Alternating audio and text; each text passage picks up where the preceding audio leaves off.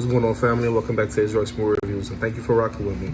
And today we're going to be going over a Netflix film that it took me a couple of weeks to review. That guy we're reviewing it now, and it's called The Man from Toronto, starring Kevin Hart alongside Woody Harrelson.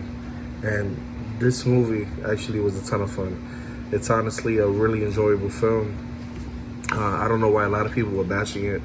You know, I know recently Kevin Hart is actually one of my favorite comedians, artists, actors, maybe of all time. But, you know, recently he has been either hit or miss, you know. But this movie, I don't think was there. I think this movie was actually really cool. I thought it was a popcorn film.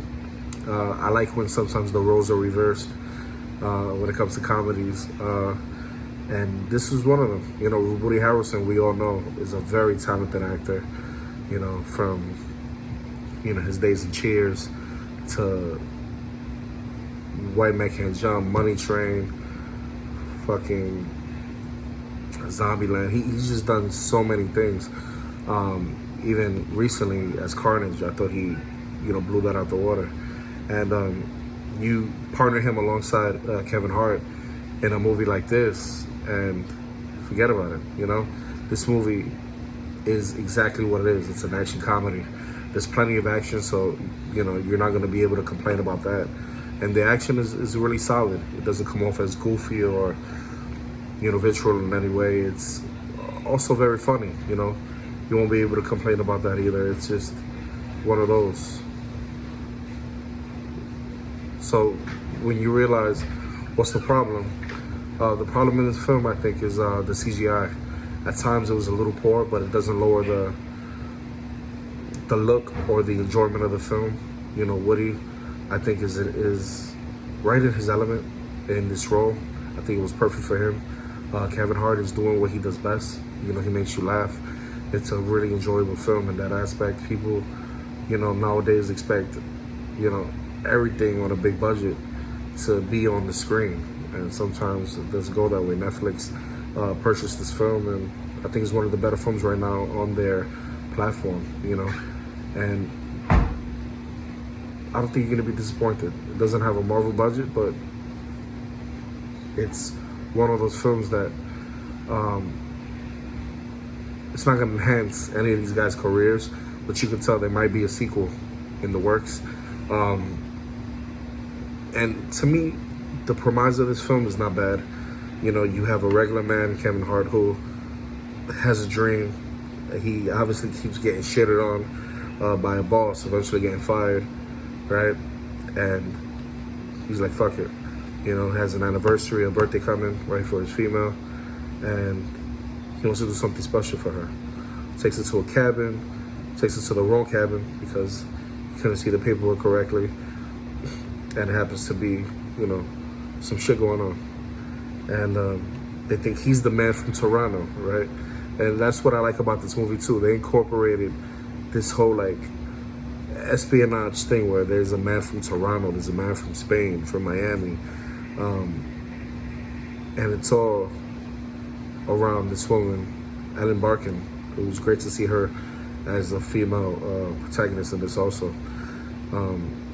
Because I was a big fan of hers for years. She's been around for a long time. If you don't know who Ellen Barkin is, definitely look her up. Recently, she was in Animal Kingdom, which was a great show. I look forward to reviewing that down the line. And I feel like, you know, sometimes he can come off as ridiculous. He has these annoying ad-libs at times. But, you know, this movie, man, like I said, I didn't really see nothing wrong with it. You know, maybe lower your expectations if you're into these big, you know, it's not going to be Hobbs and Shaw by any means. And it was crazy as he's actually in that for a short time. But, you know, pairing Woody Harrelson and Kevin Hart together, to me, kind of like a buddy comedy, I think was a no-brainer. You know, both of them, to me, had good chemistry. I liked them together. And I think this is something I would have thought of, putting them together. You know, you, while watching this, do yourself a favor and just, you know, take your mind off of it. You know, this movie, the only negative I had was that, you know, it was one of those movies that everything was revealed at the trailer. to me. So, most people would be like, so why bother with the film? There's nothing funny in this, since I saw everything on the trailer. Just these ridiculous fight scenes, like an episode of, Itchy and Scratchy, but without the wit, and I defy anyone who thought this was funny, that thought this was unfunny, It's one of those movies where you're going to remember certain lines because they were so funny in the film.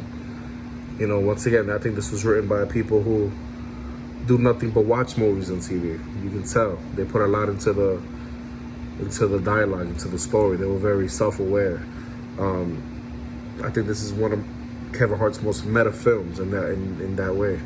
The entire premise was very visible, from the start. And for the most part, I hope that most people enjoy this film. This review wasn't going to be something, all that special because, this movie got so many shitty reviews. I was shocked. That's why I had to do one on this because, a lot of people thought it was dumb and pointless. It really wasn't. It was actually a good film. Netflix does waste a lot of their money on bullshit films. A lot of cooking shows, a lot of cooking things, this and that. And then a lot of, recently, just a lot of bullshit shows. But I think, this was a script that you had to put on screen. And you had to put people like Kevin Hart. And you had to match his intensity and his funny with somebody that was going to do that. I think Woody Harrelson was perfect. Woody Harrelson easily could have been replaced with somebody like Jason Tatum. But I think that would have been a little too much in this film. I think Woody Harrelson definitely killed the role in a positive light. But he gave me, Jason Tatum vibes. And that tells me a lot about Woody Harrelson. He could go from 0 to 100 quick. He could be insane. He could be funny. He could be charming. He could be very witty. He could be charismatic. If you look at a movie like 7 Pounds with Will Smith, when he plays a man that's blind, you could tell. He's like, wow, this man's acting range is crazy. And in this film, there's nothing to go ahead and brag about because it's, normal. It's a normal film. It's nothing that's going to get an Oscar. It's nothing that's going to get, awards. It's one of those movies that you can see those foreseeable transformations. When a plain vanilla guy gets his life entangled in something that's kind of like the Hitman's Bodyguard times 2. The roles don't change either, regarding the two leads. And I thought it was cool. The humor in this was sparse. Surprisingly enough, the action itself to me was exciting. It's not top-notch like a Top Gun or Fast and the Furious, but it's very spontaneous. I love the set pieces, and it takes place inside, hotel, inside a gym. The ladies in this film I thought were beautiful. This movie included the talented Kaylee Cuoco, which I thought was funny because her role to me was wasted in the film. She's more of a side character, and she has these inconsequential moments in the film with Woody Harrelson. But what really surprised me is that this was a PG-13 rating, and it easily could have been, if it was a rated R film, I think it would have been a little more better than what it came out. The Man from Toronto, to me, was just a good old time. Another Netflix entry that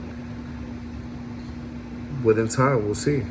It either could be forgotten within a week or two, which for the most part passed already, or it might be a film that you might want to check out in the future. So I gave this movie, Be Nice, 6.5 out of 10 easily.